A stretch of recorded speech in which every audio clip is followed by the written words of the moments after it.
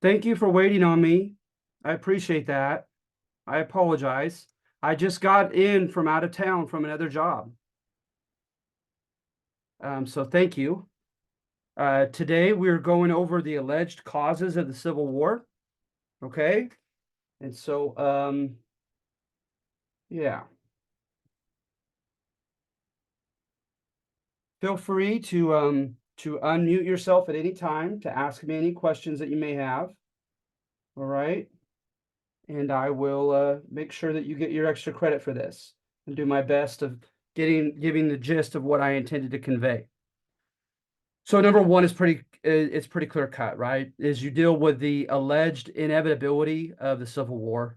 Um, it's it's in the air. Historians don't agree on it, but for that type of argument, um, I chose a different route. So for one, some people get into the technological, the economic, the societal changes that the North and South um, underwent to show that they were becoming incompatible, right?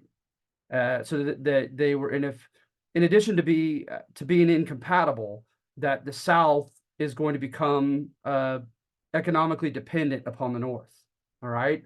And the narrative usually starts with the soil, contending that there is more alluvial, rich, nitrogen-rich soil in the South, particularly in the Deep South. It's also connected to David Hackett Fisher's point that the main demographic that colonized the South came from the gentry class of England, Gentry, and the gentry class were very old school. They were seigneurial. Their wealth came from the amount of land that they owned and their ability to command other people's labor on their land. And so you see that they're trying to make that depiction that the seigneurial gentry-driven South was going to remain for quite some time pre-industrial, very agrarian. Um, they also were very rich with rivers, and they were libertarian in the South, right? Anti-big government. So during the antebellum period, when infrastructure took off in the North with canals, roads, and railroads, it did not do so in the South. And one of the reasons why is like I said, in addition to being anti-big government and not wanting to be taxed for federal funding toward these projects, they also had plenty of rivers that helped do the job just fine for them. And so at any rate, you have that. And then, of course, as a contrast, you look at New England, for instance, up in the north, and they had very gravel-like soil, according to Alan Brinkley in his textbook. And he says that they didn't have much of a choice. They had to become economically innovative, enterprising, and try to start new industries and so forth, because cash crop farming was not going to work well for them. They did not have the same system of rivers that conveniently conjoined different regions. So they had to do it artificially. They had to fund infrastructure projects to connect one region to another. And they did so. Okay. So yes, I think all that needs to be kept in mind for sure. Okay. But mine is a more of a simplistic argument, as I'm more than insinuating that those in the Deep South, Mississippi, Alabama, Georgia, a lot of them became parvenus. Parvenu is like like the Beverly Hillbillies back when. Someone who was very poor, family had not known wealth at all, and they suddenly come into a wealthy lifestyle. They're nouveau riche, right? Well, that happened through a series of colliding circumstances during the antebellum period. After the War of 1812, there were a couple Seminole Wars. There was a great war against the Creek and other Southern tribes, and we dispossessed them of their land. And so then you also have the rise of Jacksonian democracy, whereby almost every state did away with property requirements for citizenship. So now poor, white, ambitious men are almost all enfranchised, and they're voting. They're voting in high numbers. As you may remember from the Jacksonian assignment, it went up to 80% of eligible voters voting for president by 1840. So at any rate, they want something in return. So in quid pro quo fashion, right? You scratch my back and then I'll scratch yours. They voted for candidates who would offer them free and cheap land. So that happens down into the South. Then you also had the decline of the tobacco industry and the tobacco crops and under overproduction and under consumption of tobacco, and that really hits Maryland and Virginia hard economically in the northern part of the South. And so they developed an incentive to try to sell their slaves and make their money off of the sale of slaves. And many of them were sold going by people that were receiving free or cheap land offered from the Creek and the Seminole, etc., down deep into Mississippi, Alabama, and Georgia. And so, and then something happened. I don't recall the specifics, but something happened to make the slaves more cheap and affordable as well. It was just kind of a combination made in hell for the poor slaves. So many of them have written in their literature and in their oral traditions about basically feeling like life is over, I'm heading into the Deep South. So as many of them did, and many of these parvenus began making great money off of cotton in particular, because what was the first major industry in the North, as well as in Western Europe? Textiles, clothing. So they had a willing manufacturing purchaser, consumer of their product, okay? And they were making great money off of it. And so again, Alan Brinkley's textbook, it shows that quote from a Southern politician that said, cotton is king. And I believe he said that it was well over half of the gross national product or domestic product. I get the two mixed up, but the value of goods being produced in the country, well over half came from cotton alone, mainly coming from the Deep South. So the idea is, right, is that these dudes are getting a taste of the high life that they had never had before. They're not about to let go without a fight. So hence a lot of the Deep South politicians were known as fire eaters. They would not compromise. They were willing to go to war. They were willing to secede from and leave the country. And so you have that level of kind of obstinacy, of stubbornness from the Southern politicians. And it was conveyed that way in the North. When you had, you'd had the Missouri Compromise, and they'd established the 3630 line in the future. That above the 3630 latitude line, slavery was not to exist anywhere in the far West, but beneath it, it could. That didn't last long at all. And then because it was challenged long before this, but 34 years later, in 1854, they issued the Kansas and Nebraska Acts, and they allowed the people in Kansas and Nebraska, especially Nebraska, being above that line, asked the people themselves to do like a referendum and vote themselves on whether they wanted slavery legalized or not. Okay, so when they do that in 1854, to a lot of the Northerners, they felt like, what is this? How could they? This is above the 3630 line, which was a sacred line to be held and maintained. And so now that's out the window. And then, of course, you have the Dred Scott case. And with the Dred Scott case, you have a gentleman who, Mr. Dred Scott, he moved up with his master and his master's family up into Northern Free Territory and then into a Northern Free State from there. And his master died, and he sued for freedom. The widowed wife fought against him, contending that she had him as chattel or removable or movable property, and it went to the Supreme Court. And Roger B. Taney made a very controversial some claims. He said, first of all, that no court ought to accept the self-representation and testimony of a Black person. He contended that they were not included in the Declaration of Independence about all men created equal. He contended that as a chattel or movable property, that according to the Fifth Amendment, the federal government is obliged to protect the life, liberty, and property, chattel property, of all their citizens. And that means even if they go to a northern state where slavery is prohibited, or go to a Western territory where they were trying to prohibit it, the Republicans were. And so at any rate, the South, it seemed, was getting more and more militant, right? And the means by which they were, and like I've already mentioned, they, on more than one occasion, they threatened to secede or leave the Union.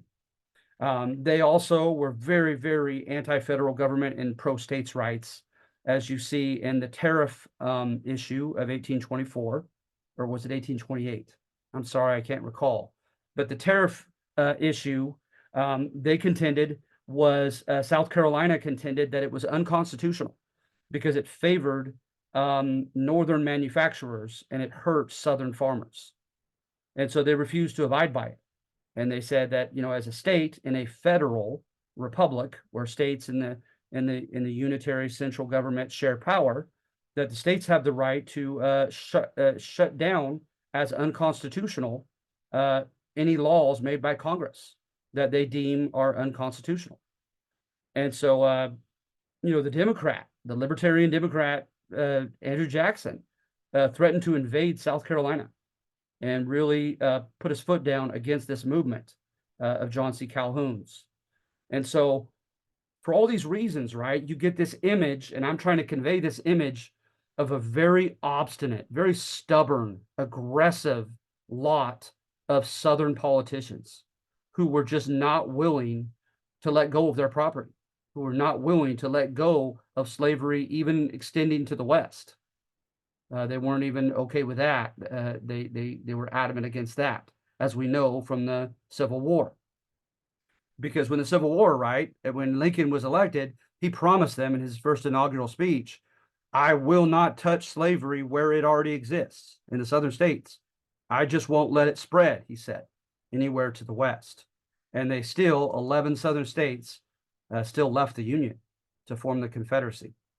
So at any rate, that's where I'm going with this. And in some of these attempts at diplomacy, at trying to diplomatically resolve this issue of slavery, you had the Northern press call the Northern politicians doe-eyes, like a deer doe, like a baby deer doe. They said that they were weak, they were cowardly, and they wouldn't take a stand against these obstinate Southern politicians.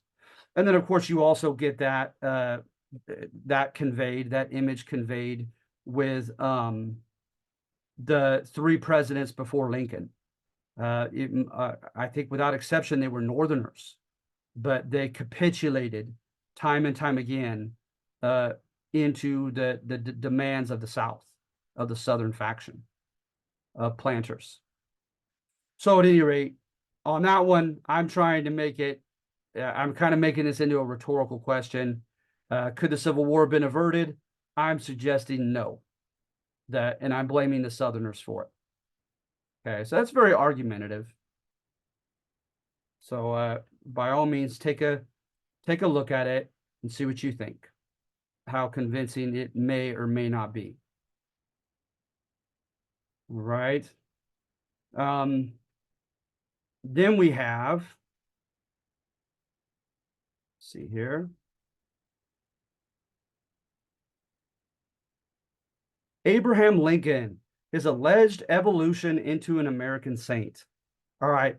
Before the Civil War and during much of the Civil War, there was a group self-proclaimed as abolitionists. Okay. And these abolitionists, they first of all were willing to confront slavery not as an economic or a political conundrum, but as a moral issue. And they said that it was immoral, that oftentimes they used the term sinful. and wicked and evil. Okay.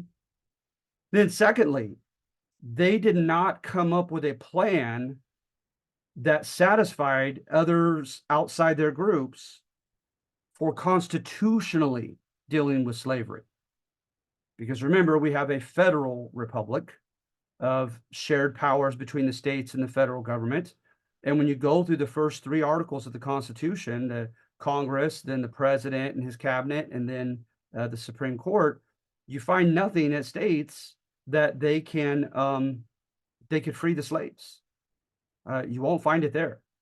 They had the right after a 20-year gag rule to end the slave trade, but that's it. Okay. And then because the 10th Amendment says anything that was not given to the federal government is and was not specifically forbidden of the states, like printing their own money, having a treaty with another country or another state. They can't do any of those things in a clause. If it's not in that clause and it hasn't been given to the federal government, it's reserved to the states. So when you look at it that way, you could see how the argument could be conveyed that the Constitution left them in a conundrum on how to resolve the issue of slavery. So at any rate, these abolitionists didn't care.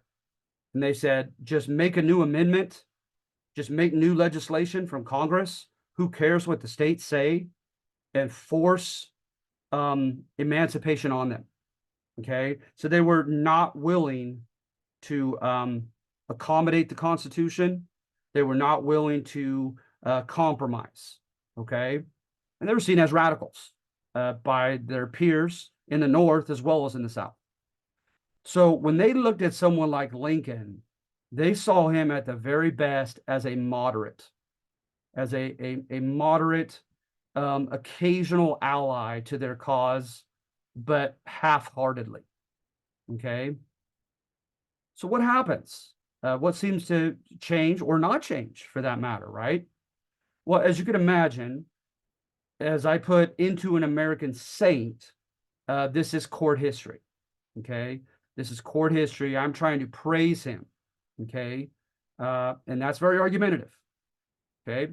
And if you know me, I'm going to be much more cynical about him in the preceding section. But at any rate, Lincoln supposedly has two barriers to becoming anything that even came tantamount to an abolitionist. Okay. And by the way, keep in mind, right, like this being court history, is that your heroes in a lot of fictional writings, right, they undergo character development, right? By the end of the novel, they're a better human being than they were at the beginning of the novel. And that's what we're doing here with Lincoln. We're conveying him as finally having come around by the end of his life. Okay. So one was personal indifference. When he was a child he was born in Kentucky, and then they moved to Indiana. And then as like a teenager, he went to Illinois. So I think this was in there still in Indiana, which is in the north, right? In the Ohio Valley. His church split over slavery. He oftentimes would sweep and do some chores to get paid for it at the church. And he could hear his pastor giving these practice sermons. And oftentimes they were against slavery. And he said that, he kind of hid him away in his brain and in his heart, but he didn't do anything immediately to act upon it.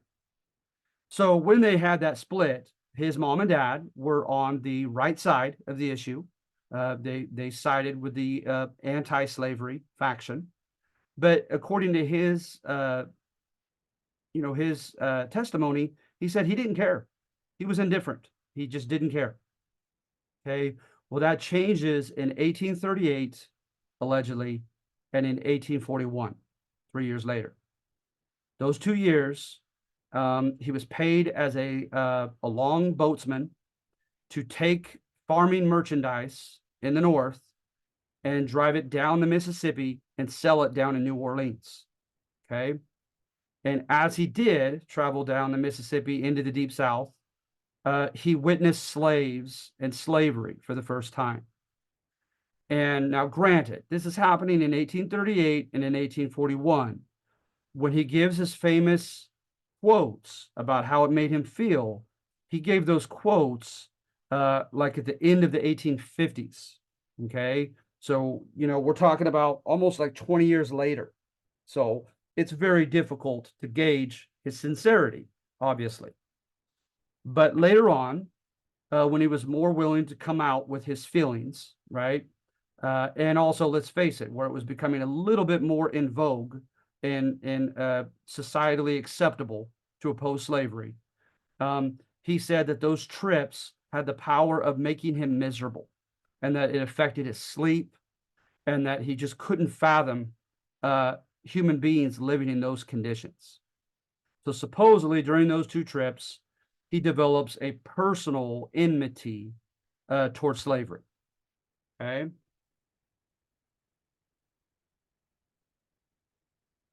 So look what he says here.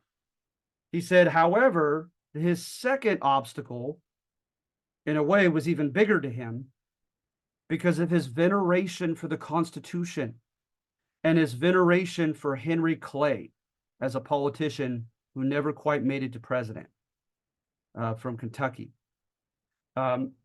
Like Henry Clay, Lincoln said, we must crucify our feelings, our personal enmity towards slavery, and we must find a constitutional way of dealing with the issue with the South.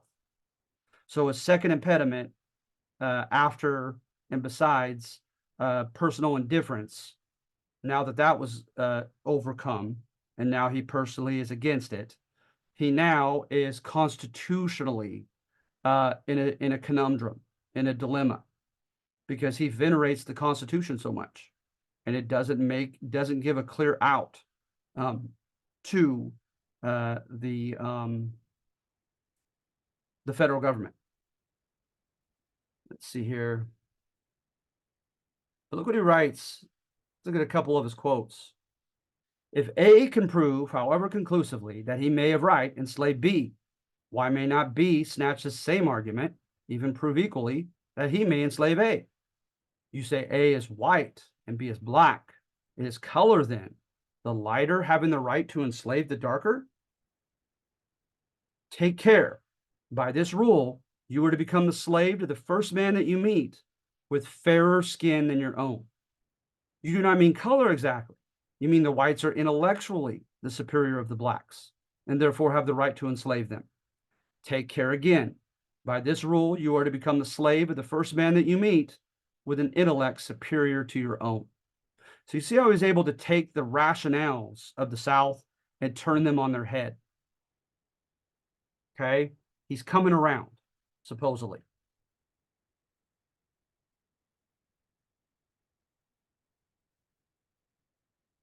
And then who I didn't put in here, and I should have, because he absolutely deserves it, is his bunkmate in Congress. His bunkmate in Congress was constantly in his ear trying to make an abolitionist out of him when he stayed and served as a senator. First, he was a House rep in Congress. Okay. And oh gosh, Joshua Giddings, Giddings, was this man's name, who's kind of an unsung hero in this narrative of Lincoln. So at any rate, what changes? What happens, right? Well, what happens, supposedly, according to Lincoln, if we could take him at his word, it was the Dred Scott decision. Okay, so as I mentioned before, that was a case of judicial activism. See, the Supreme Court, to a lot of, I wouldn't say libertarians, because it's just about their specific branch of the government. But people who don't want too strong of a judiciary, they want them to stick with the facts. They want to make very specific decisions for very specific reasons and move on. But sometimes a judge, the presiding Chief Justice, wants to really make a point and fundamentally alter something in the country. And so he makes these broad declarations, right, that are supposed to be tantamount to like an executive decree, like a law made by the Supreme Court, okay, which obviously they don't make laws. They adjudicate or referee disputes about them and interpret them. So in that interpretation of the laws, right, this was a case of judicial activism. And Taney's like, no, Black people can't represent themselves in court. They're not included in the Declaration of Independence as men. They are movable property. And yes, even if they are moved to a free state, that man's property has to be protected in that free state. So you get enough cases, right? Abraham Lincoln said, people bringing their slaves into the free states, and at one point or another, those free states could end up flopping and becoming slave states again. Okay, so at any rate, he felt like this was so aggressive, that it was so almost tyrannical of the Supreme Court in favor of the South, that it emboldened him to get more creative and to get more bold in his declarations. So where does he go with this? Well, first of all, he makes it clear that he believes in the Declaration of Independence that it was literally conveyed and meant by the founding fathers, that all men are created equal, including African Americans. He said it was the fathers' intent for the institution of slavery to slowly die out like a gangrenous limb and just fall off the body, the public body, okay? Like a gangrenous limb. So at any rate, he said they gave hints. And he said one hint was the gag rule that said within 20 years, Congress could end the slave trade. Because there was the idea, right, that if the slave trade ended and you shut off that spout of incoming slaves, that somehow slavery's days could be numbered. Okay. Then also, he said, with the confederation that they had before our republic, that you guys have read about, he said they made a declaration in the Ohio Valley that when that becomes future U.S. states, and they did, right? By now, they have. And so Indiana, Illinois, and Ohio, beneath the Great Lakes, right? He said that they are, Jefferson declared, slavery is to be prohibited forever in that area, in that open territory to the west. So he said, right, technically, the federal government may not be able to emancipate slaves in a state where the state constitution has already authorized it, like Mississippi, Alabama, Georgia, Virginia, Maryland, okay, North and South Carolina, etc. But the states that were the territory that was taken from Mexico, only California had become a state. So you still had Arizona, New Mexico, Nevada, Utah, and all these other future states that were going to come into being. Because they were technically just territories, he said, we have the right to do exactly what the founding fathers did in the Ohio Valley and forbid slavery to ever spread in that new region. Okay. That's how he made the argument against the spread of slavery. And then when war broke out, he tried to, like I said, in his first inaugural address, convince the Southerners to come to some type of terms with him, okay? Promising them that he had no intention of ending slavery in the states in the East and South where it already existed under state law and under state constitutions. But that didn't work. They did not put down their arms and come to an agreement. They stayed seceded or separated from the country. and they fought. Okay. So then, as they began fighting, Congress, which started having radical Republicans, and Republicans were usually moderate, like Lincoln. They wanted slavery to end its spreading to the West. They wanted a free market of people earning wages, because they said that earning wages brings about better hard work, because man needs an incentive to work hard, and slaves have no incentive, right? They're not given anything. So at any rate, they were almost, like theoretically, almost indirectly against slavery, the moderate, regular Republicans. And they were really into Hamilton's system and becoming commercialized, industrialized, and all that good stuff, right? Becoming an economic self-sufficient giant. But the radical Republicans were like the abolitionists, okay? And they didn't mess around. And so the radical Republicans started gaining momentum during the war, because people were getting more and more fed up with the South, obviously, as they were fighting them. And so with the radicals, they said basically, they are rebelling against us. This is an act of rebellion. And so technically, we have the right under martial or military law to confiscate their property from them for rising up in rebellion against their own government. So Lincoln embraced that idea.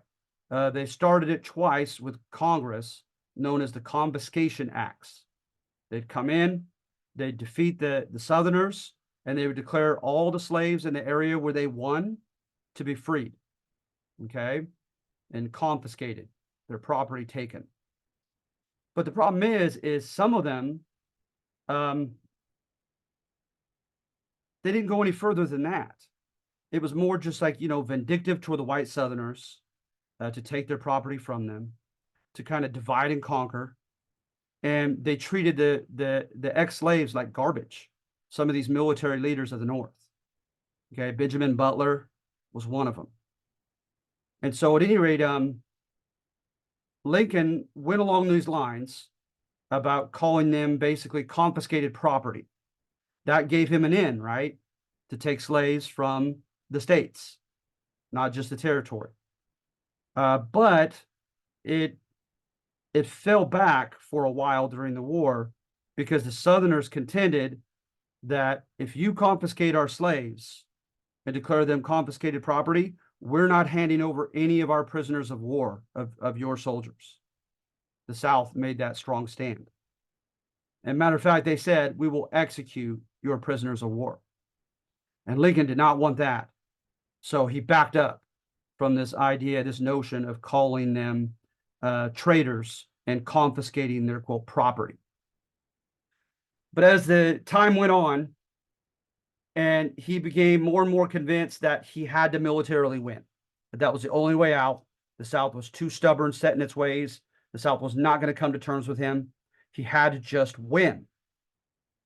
He very quickly said how useful freeing the slaves would be if they could also use them as soldiers, as black soldiers.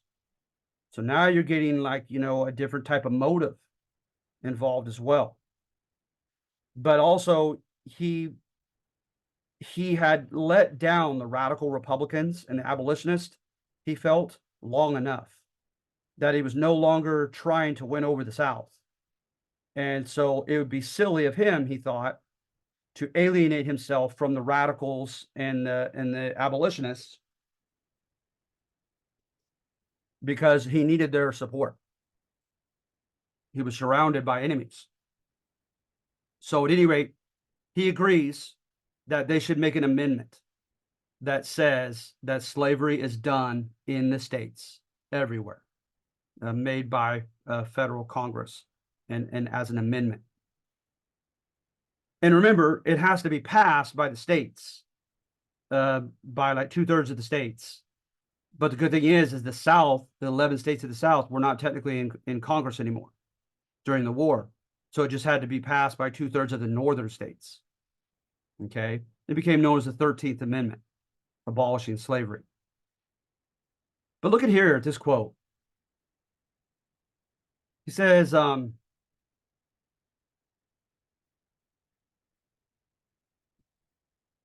see here.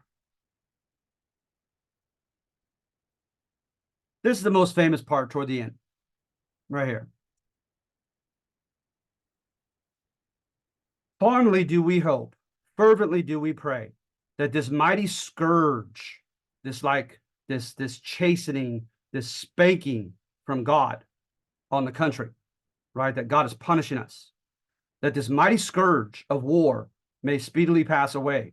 Yet if God wills that it continue until all the wealth piled up by the bondsmen, 250 years of unrequited toil without being reciprocated with money of the slaves, shall be sunk, and until every drop of blood drawn from the lash shall be paid by another drawn with a sword, as was said 3,000 years ago, so it still must be said, the judgments of the Lord are true and righteous altogether.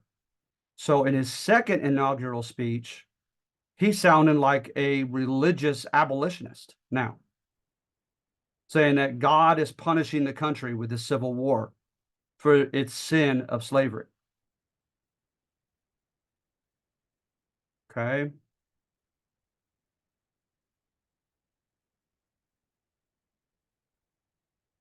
And then, right, just before his Emancipation Proclamation, he says, 77 years ago, scores 20 years, right? So 87 years ago, our fathers brought forth in this continent a new nation, conceived in liberty and dedicated to the proposition that all men are created equal.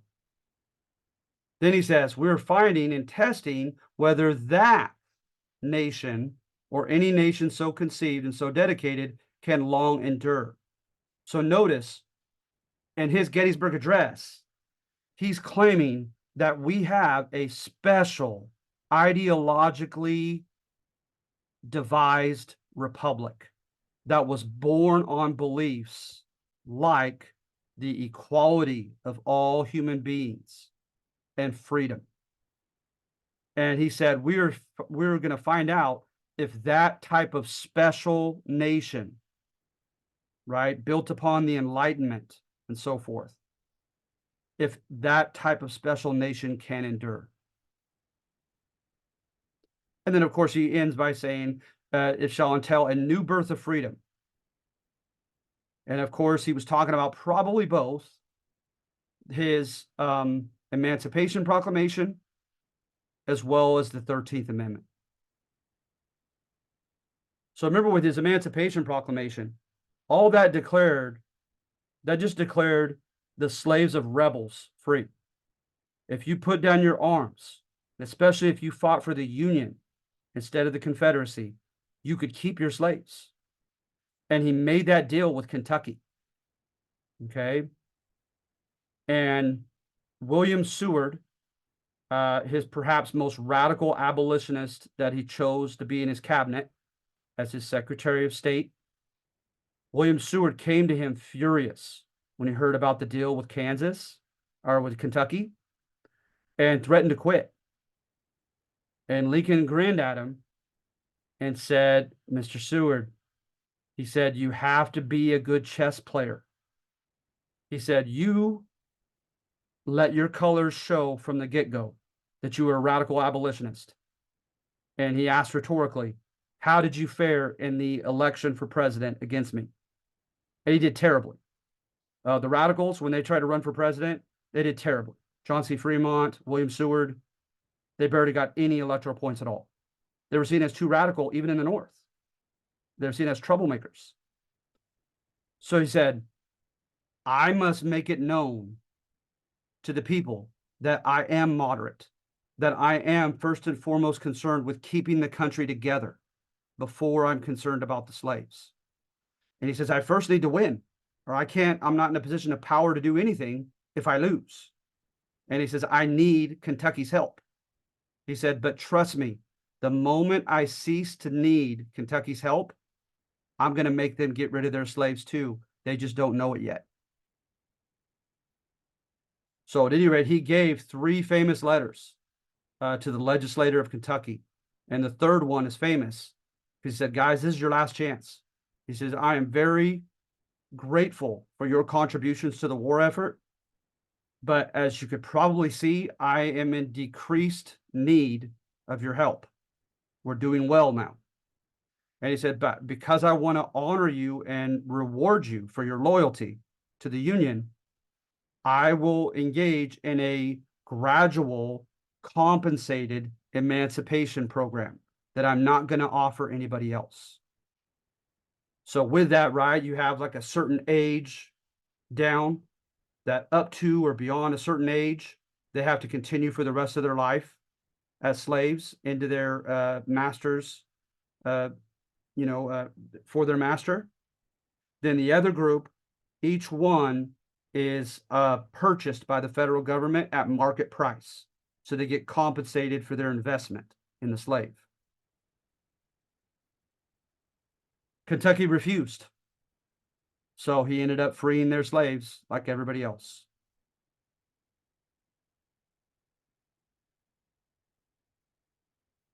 And then in his last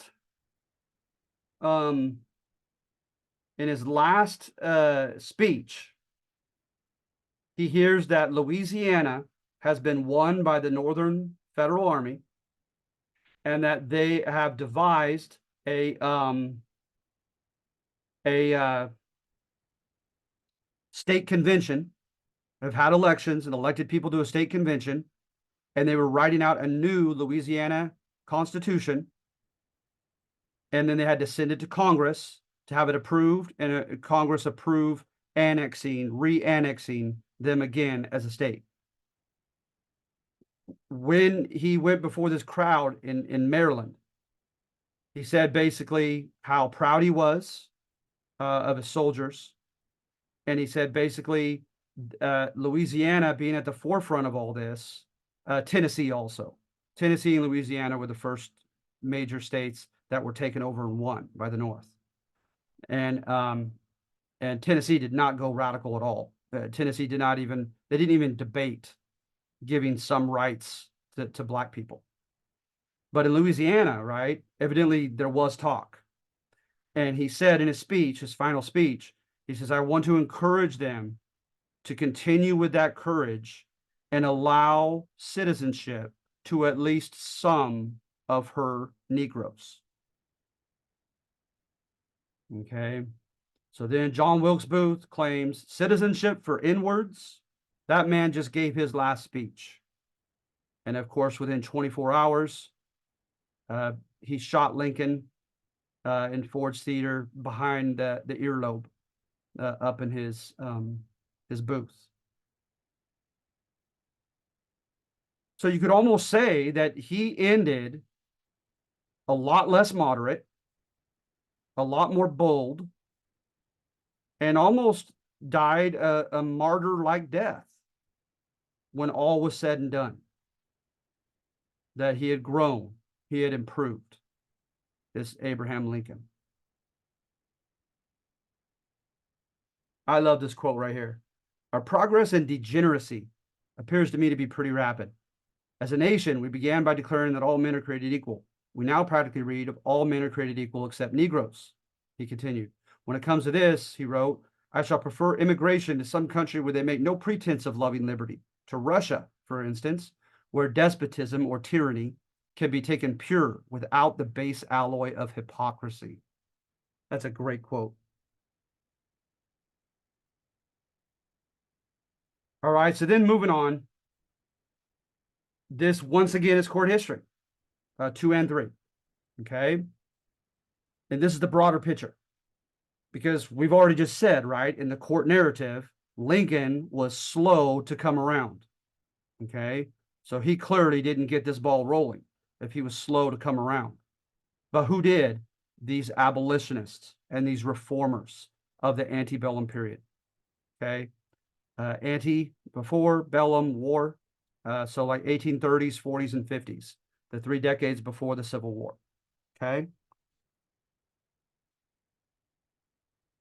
There is evidence in this antebellum period, and you could do many things with the evidence, but you can't deny the evidence, is there is a lot of alleged idealism that goes on in the 1830s, 40s, and 50s. And remember, by idealism, I mean, you don't see the world as it is, You see it as it ought to be, and you're trying to improve the world that you live in. Okay. So you get all these reform movements that just burgeon, that just flower. Okay. You had movements against city crime. You had movements against child labor. You had movements against spousal abuse and child abuse. You had movements against alcohol. You had movements for the humane treatment of prison inmates. You had movements for taking care of the psychiatrically uh, ill. You had movements for forming utopias.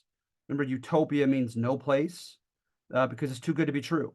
Like you try to devise a community that is devoid of any type of fissures, of any type of friction, no fighting, no crimes, just total cooperation and amity, right? If you wanted to look into that, you could look at Oneida, Oneida, and New Harmony in Indiana. Oneida was in New York. But you had the Transcendentalists, and the Transcendentalists, to me, were like intellectual hippies. They took from Eastern and Native American thought, and they had kind of almost a pantheistic belief that all things are created and connected to an oversoul, and we're all connected as human beings to it with everything else, and that the best thing that you could do is to transcend your material, superficial lifestyle of just going to work, getting paid for it, and having the white picket fence with 2.5 kids and all that stuff, right?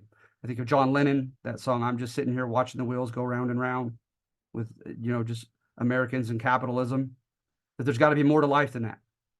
So the Transcendentalists, they wanted you to transcend that existence and find your independent meaning in life and try to realize all of your potential.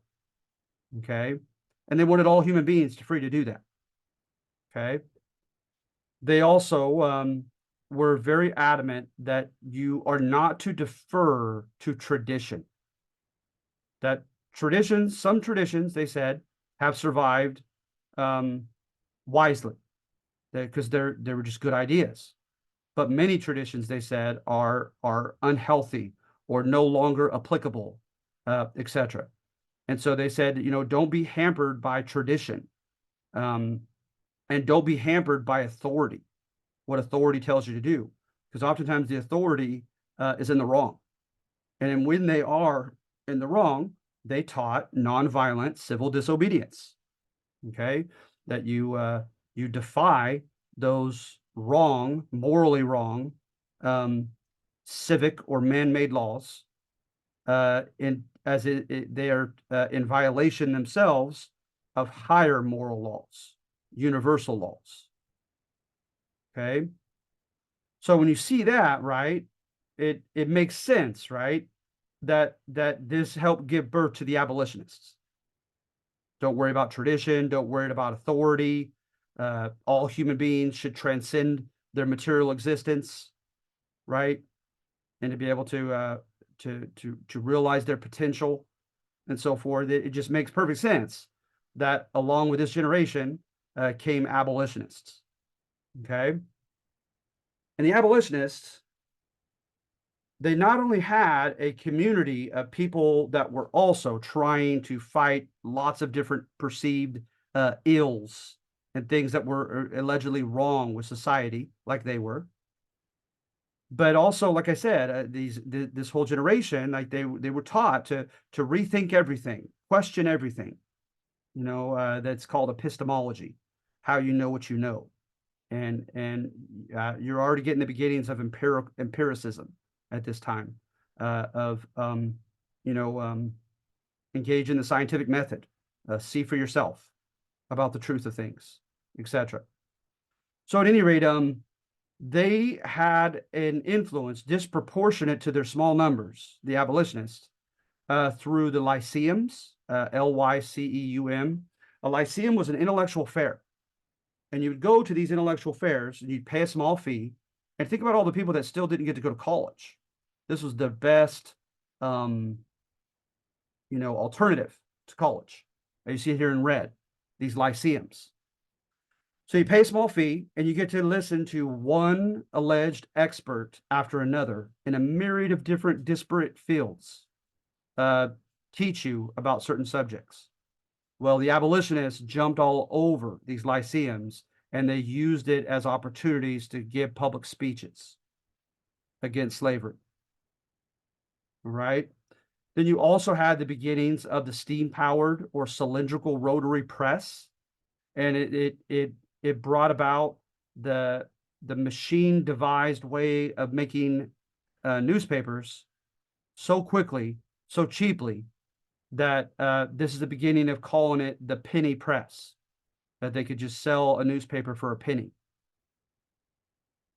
And a lot of Americans, right, at this time, there was a movement also for public school systems in multiple states. So America had some of the highest literacy rates in the world. So people were able to read what was in the newspapers. Okay. And then, like I said, the political, because a lot of the abolitionists, they wanted to use merely moral persuasion, go around, speak to different bodies of people, write and have them read what they have written and try to morally persuade the country. But their political counterparts, who were like abolitionists, but politicians, right, were known as the radical Republicans. And one of them that I thought worthy of putting in red, because you don't hear of his name very often, and he was a warrior against slavery, and his name was Salmon Chase. Okay, he literally put his neck on the line, career-wise and literally, his own safety on more than one occasion. But now these radical Republicans are learning to play the same game that the Southern fire eaters are. They tell the moderate Republicans, we're not voting for you for protective tariffs for certain industries from foreign competition, infrastructure programs for railroads and so forth, if you don't take a stronger stand with us against slavery. So they started playing hardball, this new generation of antebellum Northern radical Republicans in Congress. But Salmon Chase went so far as to try to convince the South that the slaves and the poor whites in the South ought to team up against the planter class, because the planter class was exploiting and cared nothing about either of them. So you had people furious and saying that Salmon Chase was encouraging, insurrection, rebellion in the South. So at any rate, Charles Sumner was another one who used his wit and his golden tongue to just infuriate Southern congressmen. Joshua Giddings, as I mentioned, the bunkmate of Lincoln, Owen Lovejoy, etc. All right. So what they do is they rock the boat. They rock the boat enough to force the nation to have discourse, to have dialogue, to have debate on the issue of slavery. Because before them, right, it went without saying, it was an unspoken rule. It was the elephant in the room that no one dared bring up. You just don't bring up slavery. And if you did, as far as you would ever go, would be to suggest that slavery is not economically advantageous for certain parties. But you did not take it on as a moral evil like they did here. Okay. So after they forced the country to look upon this issue of slavery, the 1850s saw the rise of very polarizing events. And what I mean by polarizing, I mean that they're so dramatic in that you almost had to pick a side when they happened. Right? So remember Kansas and Nebraska? Remember when they had to have like a popular referendum to decide on the issue of slavery themselves? Both sides in Kansas said that the other team cheated and engaged in ballot stuffing and that they rightfully won. The president, who was a Northerner, gave in to the South, the pro-South, and said they won. Well, the anti-slavery, pro-North side refused to step down, and a civil war erupted in Kansas, and it was known as Bleeding Kansas. Okay, that was in 1853 and 1854. In 1850, just before that, California became a free state, but in return, the South received a fugitive slave law, a very secure one. And you had cases of parts of the state militias of the South coming all the way up to places like Syracuse, New York, to bring back a runaway slave.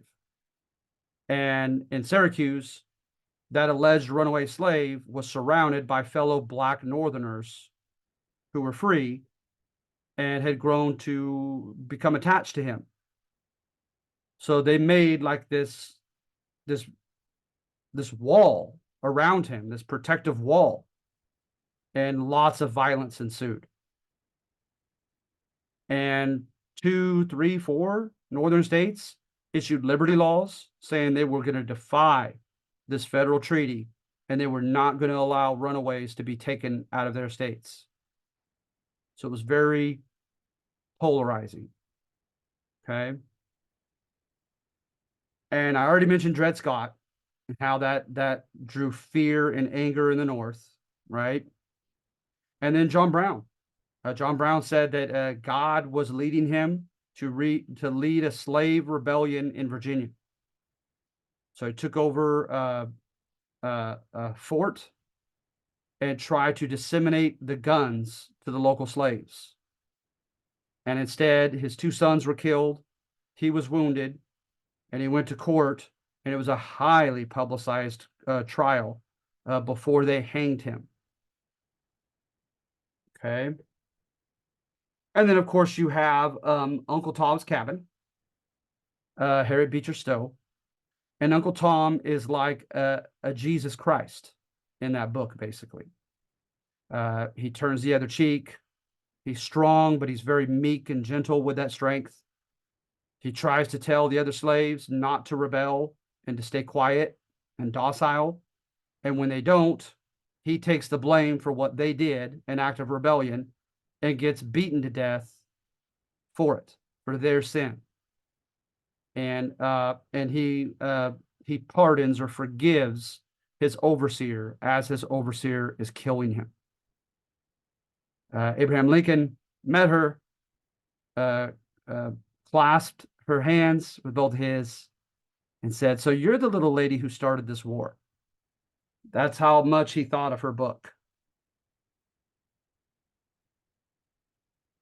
And Frederick Douglass, his speeches were incredible.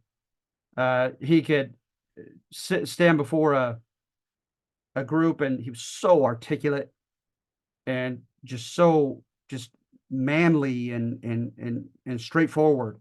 He spoke about his mom coming to see him and hiding in the cupboard with him and crying because the master and the dad who raped his mom to have him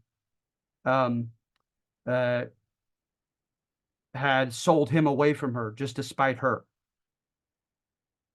I told stories of a big, large slave with a simple mind that wouldn't get out of the water when they were told to bathe in the river and then come out.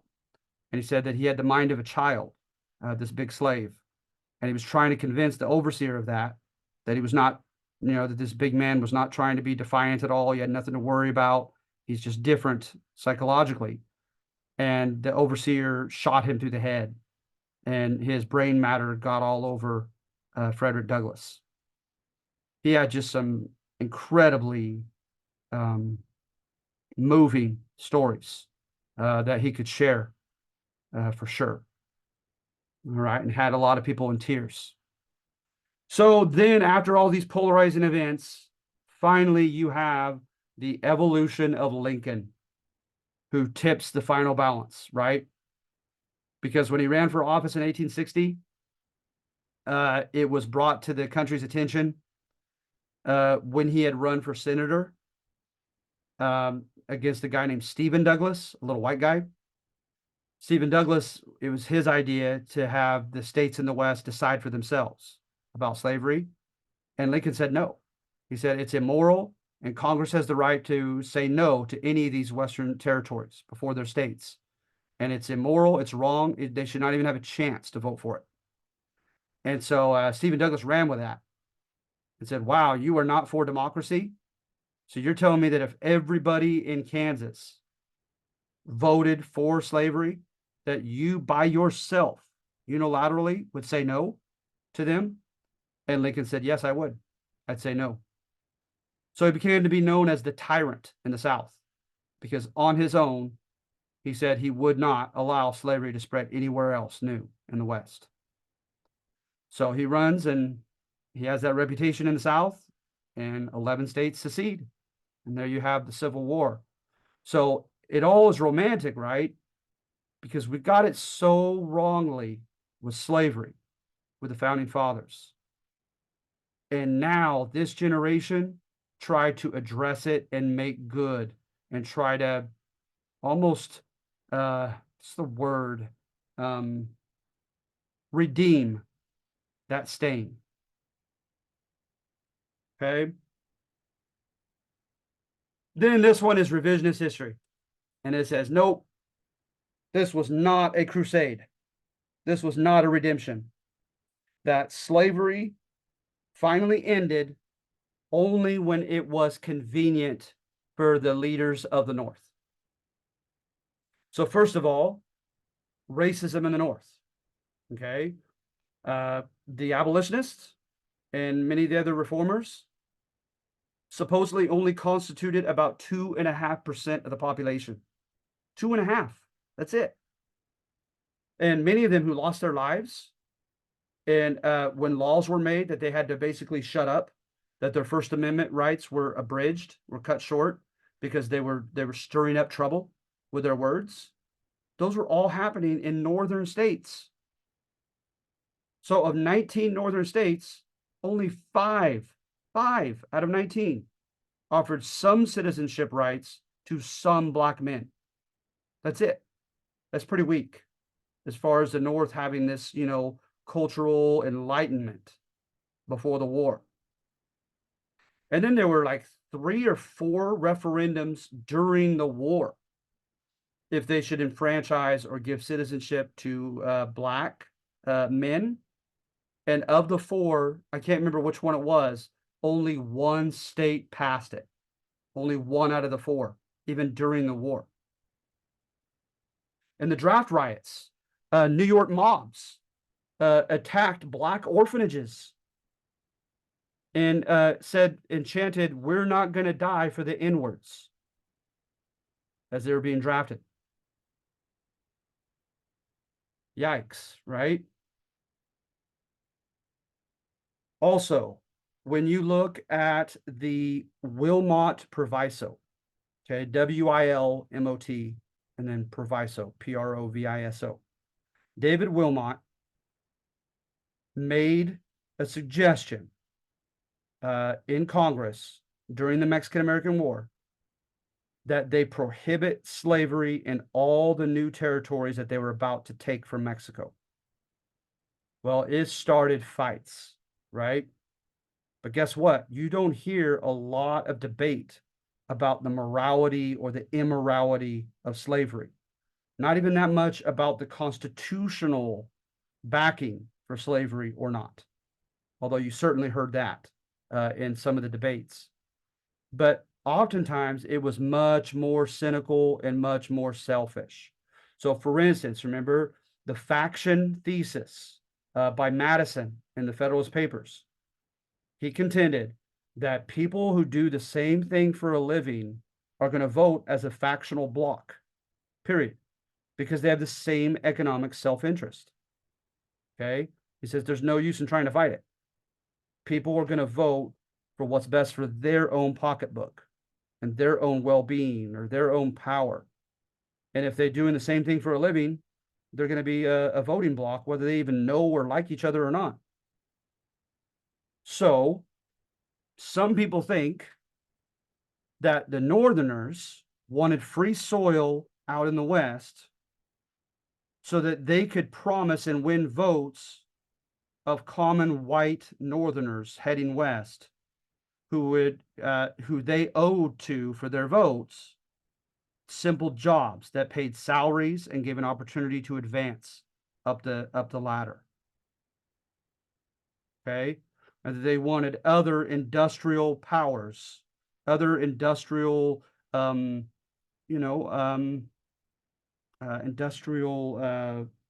What I'm thinking of, just fields, like textiles and pig and wrought iron and so forth. Because again, if they over in the West are doing the same thing for a living, they're going to vote the same way you do. They're going to become factional allies to you in the West because they do the same thing you do. They have the same self-interest you do. Likewise, the planters wanted slave-owning planters to spread out to the West because they would vote with them on issues for cotton, etc. Right? And remember, in every new state in the West, you get 2 senators no matter what, and 1 House rep for every 30,000. And so whoever has the highest numbers in Congress runs Congress, whichever faction that is. So some people think, yes, in a way, they were fighting over slavery and it's spreading to the West, but it was mainly about power and wealth. And they just, you know what I mean? They wanted factional allies in the West. They weren't thinking about slavery really in and of itself.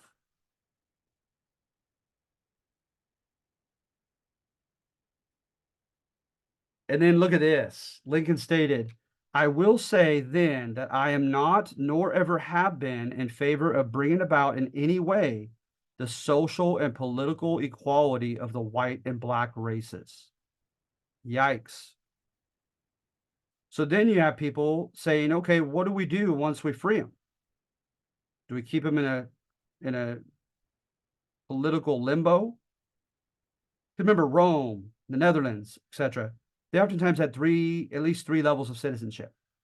You have a basic level, you have a right to own property. You have a right to receive remuneration or wages for your work. And that's about it. You have another level where you're protected by the Constitution and the laws, and you could take people to court and fight for your rights as a citizen. That's another level. Then you have the level of political participation. Do you get to run for office? Do you get to vote? Right? Suffrage. Are you going to be up at that third level? And then beyond the 3 levels, then you have a 4th level that's social and cultural, is are you okay with fully integrating with these black people? Like literally having your child marry a black person and sharing grandkids with a black family and having them as your neighbor, et cetera, et cetera. So everybody went the full gamut here as abolitionists and anti. So some of them, right, who were absolutely racist, they oftentimes just called themselves free soilers because they wanted free soil in as many places as possible where white men could get all the jobs and get paid for them. And they oftentimes wanted to keep black people from being able to even move to those Western states. So clearly they were against slavery spreading for the wrong reasons. And so Lincoln clearly looks like a very moderate anti-slavery man here, right? Once they're freed, I am against the social and political equality of the white and black races. Now, I will say, however, just before that awful, ugly quote, he was called basically an inward lover by Stephen Douglas, who wanted the black and white races to intermingle, who wanted black politicians to rule over white people. He tried to appeal to all the racist fears of the people in the audience. And they supposedly got up in arms, where that Lincoln literally was afraid he might get lynched at this place. And then he stands up and says this: wait a minute, I'm not for the social and political equality of the white and black races. I just want them freed as slaves. So I don't know. There's a side to me that wants to always try to defend Lincoln, but that is a very ugly quote.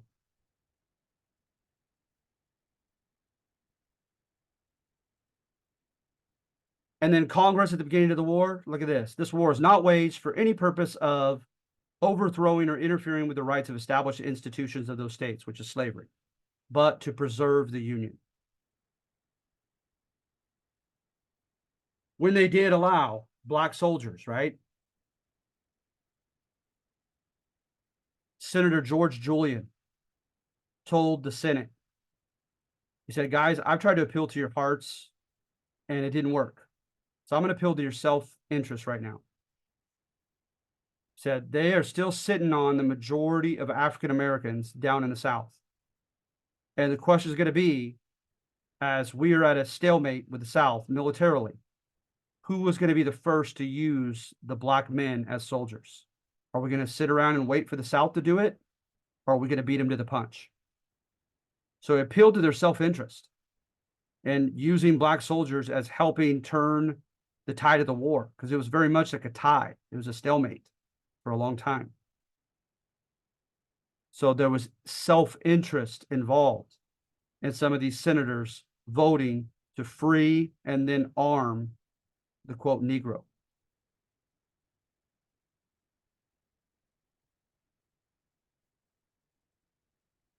President Lincoln informed Secretary of the Navy Gideon Welles that offering freedom to and enlisting slaves into the Army was a military necessity.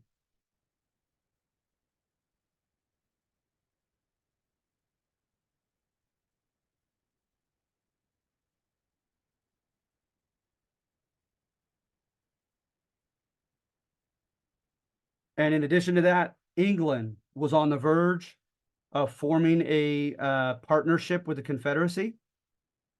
And Lincoln knew when he issued his Emancipation Proclamation that that would help dissuade England from doing that, because England was ahead of us culturally and politically in freeing their slaves. And they did not want, as it progressively was looking more and more after the Emancipation Proclamation, like one side's fighting for slavery and the other side's fighting against it. England did not want to be on the side that was against it. Some people believe that Lincoln also issued that Emancipation Proclamation to alienate England from the South. And then some people believe, because of all the death and the carnage, you know, when he issued the Emancipation Proclamation, it was right after Antietam, the bloodiest battle of the war, that he also needed to give a new spring of hope and energy into the North by giving them a grander sense of purpose now of freeing the slaves. So in revisionist history, the white politicians were looking out for number one. They were more concerned about wealth and power and fighting with each other than they were about anything to do with slaves. And the North finally started to see advantages that they would incur by freeing the slaves and using them as soldiers. And you see with the 54th and other black units, they were discriminated against. They were paid $3 less a month. They had to have white officers above them. And they had to watch them engage in a pretty much suicidal attack on Fort Wagner in South Carolina before they could begin to trust that these black soldiers would be loyal to the Union in time of the heat of battle.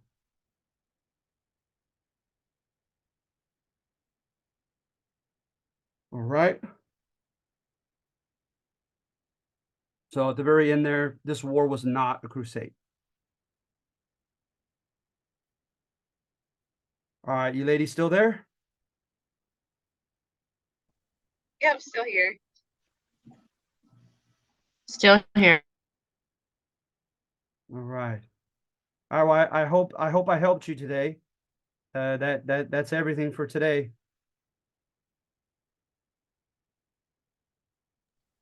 All right. Well, thank you.